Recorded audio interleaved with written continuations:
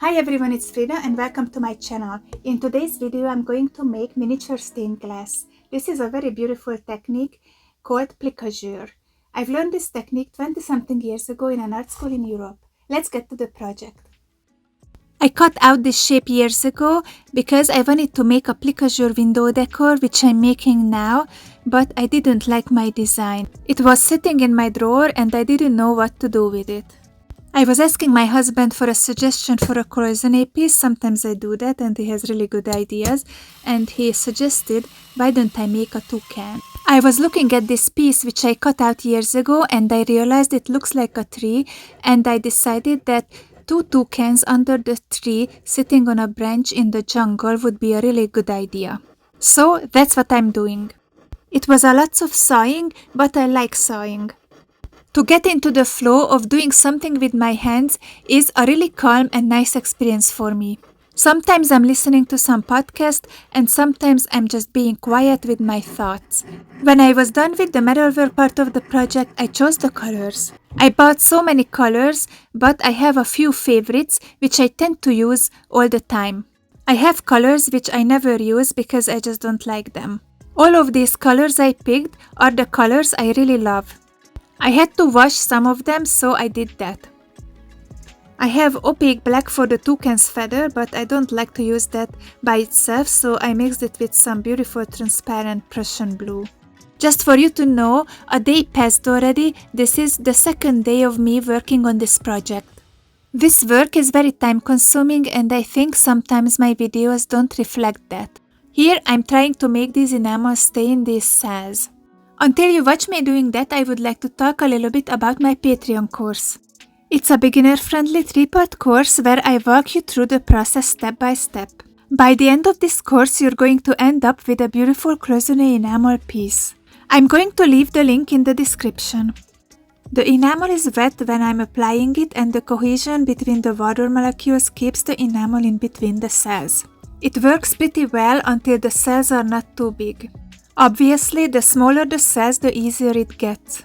I read it somewhere that the toucan bird is associated with joy and luck. They stand for beginnings and new opportunities. It's a perfect project for the beginning of the year, don't you think? New chapter, new beginnings, I really like that. Last year wasn't too kind to us, so I'm really ready to move on and make this year better. I'm almost done applying the first layer of colors and I'm going to put the piece aside to dry. Until it dries, I'm going to package some orders and I thought it would be interesting to show you how I do that.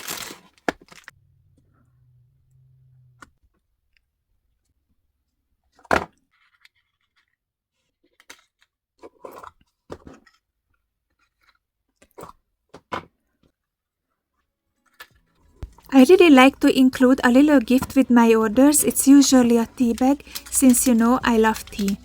So this is how I package my orders. By the time I was done, the enamel dried and I fired it in my kiln on 1400 Fahrenheit for 2 minutes. When it was done, I put it in pickle to remove the oxides and I went outside to make a tea. I'm really grateful that we didn't get any of the winter storms you guys got, most of you probably, and I'm thinking of you.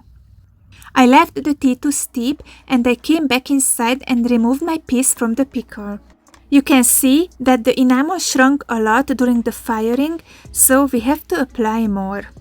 It's a long process, and while I was doing that, I was thinking about Lucky, how lucky he is to be here with us. We just lost our puppy and we were so heartbroken because he was only 6 months old.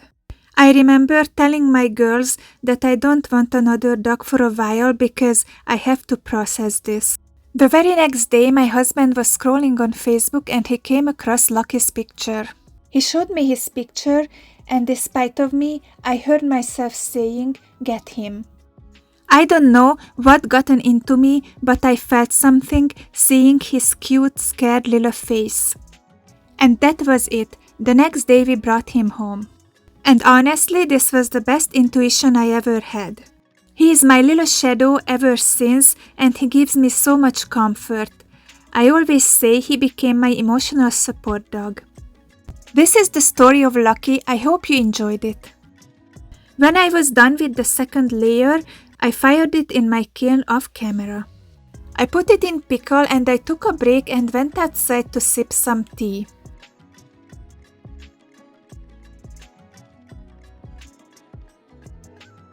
This is how it looks after the second filling and firing. You can see that the cells are becoming smaller, so it's easier to fill them out. This is how it looks after the next firing. And after the next. You can see that the cells became really small, so I had a really easy time to fill them out. When I was done, I fired it off camera. I did one more round of enameling and I was done for today. I still wanted to get to the post office to send my orders and I thought I'd take you with me.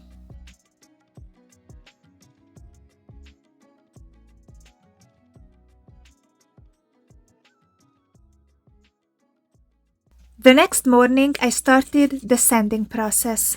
I sand both sides. If you guys interested in more enameling videos, please check out this playlist. Also guys, please check out my store if you're interested in purchasing any of my pieces. I spent a couple of hours doing this.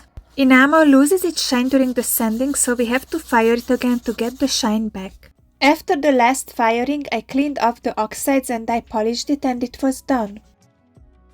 This is how it turned out and I'm so incredibly happy with it. It even looks better than I thought it would. I designed it in a way that you can put a tea candle behind it and it gives you a really cozy vibe in the evenings. It's going to be up in my store soon. Okay guys, this is it from me today and I hope you enjoyed this video. Please consider supporting me on Patreon and please subscribe, like and share and comment on my videos. See you in the next video. Bye!